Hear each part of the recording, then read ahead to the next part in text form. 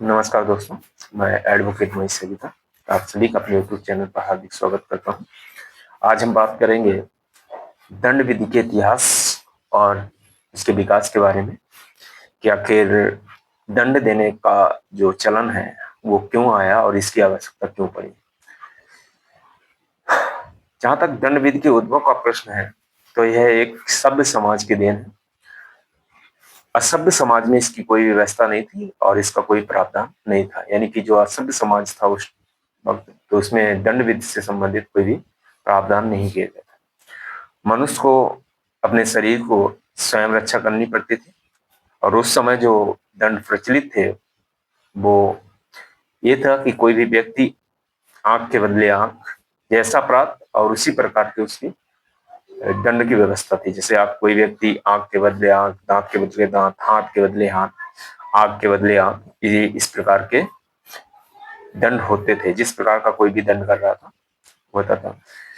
धीरे धीरे इस प्रकार के दंडों में बदलाव आया और आगे चलकर प्रतिकर दिए जाने की व्यवस्था की गई, यानी कि जो अपराधी था पीड़ित पक्ष उससे प्रतिकर ले सकता था।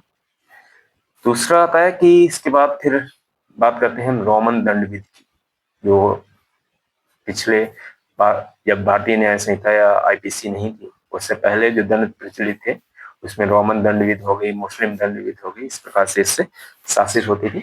तो पहला था रोमन दंड विधि और उसके बाद फिर आता है मुस्लिम दंड विधि। तो बात करें मुस्लिम दंड विधि की तो मुगल प्रशासन काल में भारत में मुस्लिम दंड विधि प्रचलित थी।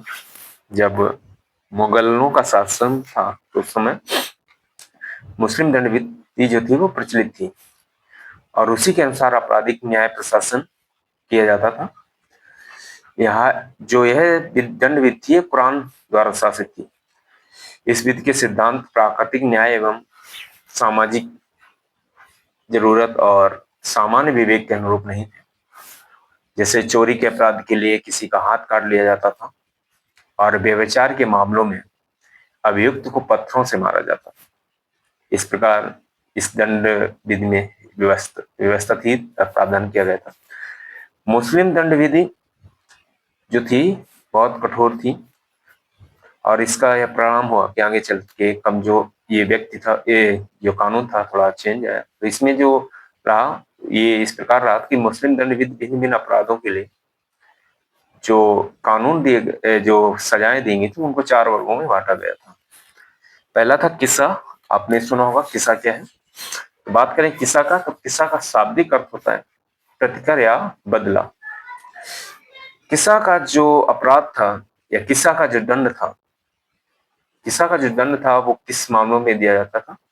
तो किस्सा जानबूझकर की गई हत्याओं, कुछ गंभीर प्रकार की घायल करने या अंग भंग वाले मामलों में लागू होता था और पीड़ित पक्ष को यह अधिकार होता था कि अपराधी ने जिस प्रकार का अपराध किया है उसी प्रकार का बदला उसके शरीर से ले सकता था, अर्थात प्राण के बदले प्राण, अंग भंग के बदले अंग भंग आदि। संपत्ति के अधिकारों में किस्सा लागू नहीं होती थी। दूसरी बात करें हम दिया। दिया का अर्थ आप जानते होंगे। दिया का अर्थ होता है खून का मूल्य। तो जैसा आप बता दें कि दिया का जो शाब्दिक अर्थ है या अर्थ देखा जाए तो उसका होता है खून का मूल्य। ये जो दिया का दंड था ये उन मामलों में दिया जाता था जहां अनजाने में घायल करने वाले मामलों में एक निश्चित पैमाने पर खून का मूल्य पीड़ित पक्ष को दिया जाता था।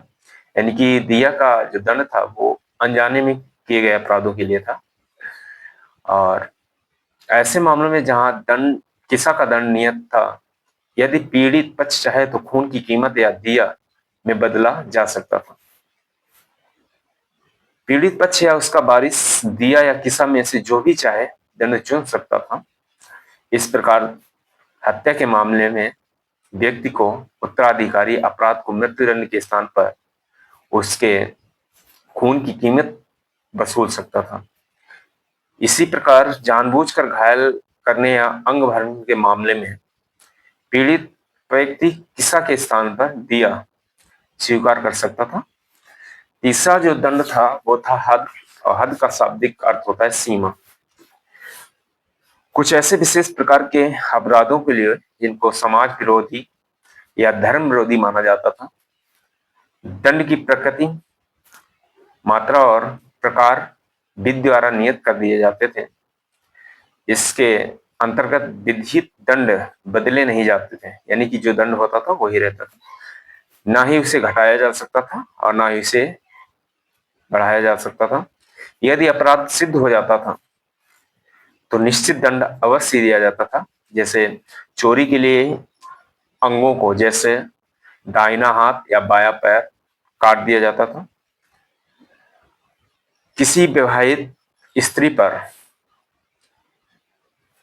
व्यभिचार का झूठा दोष लगाने पर 80 बेत मारे जाते थे।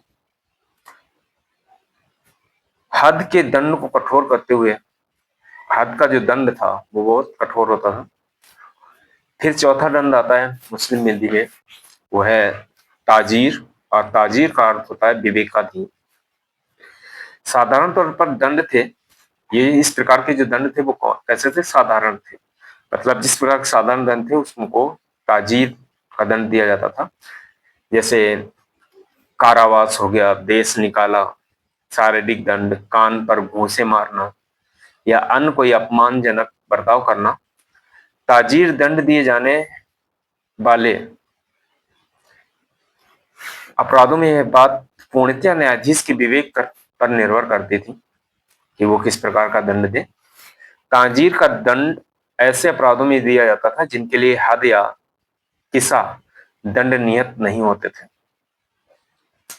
ये अपराध गंभीर या घोर अपराध नहीं होते थे, इसलिए इन्हें न्यायाधीश के विवेक पर छोड़ दिया जाता था।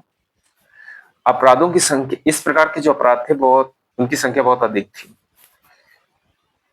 जैसे किसी को गाली देना, गंदे शब्द कहना, दस्तावेज को जालसाजी करना, पशुगमन, मानव जीवन के विरुद्ध अपराध, संपत्ति, सामाजिक शांति, नैतिकता के विरुद्ध, धर्म के विरुद्ध किए गए अपराध को इस श्रेणी में रखा गया था, यानी कि उन्हें तांजीर की का अपराध दिया जाता था।